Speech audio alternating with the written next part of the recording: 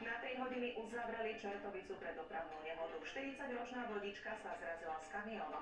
Dobrý večer, vítajte pri sledovaní pondelkových krimi. Osudová rýchlosť a zákruta v zráze. Mladá vodička vyletela z cesty. Jej auto narazilo do stromu nad zemou. Nechutný prípad zneužívania malých dievčatiek. 60-ročný Rakúšan chcel na sex aj 16-ročnú tínedžerku. 15-ročný Chorvát unikal na nemeckom aute českým policajtom až na Slovensko. V pátraní bol vodič aj vozidlo.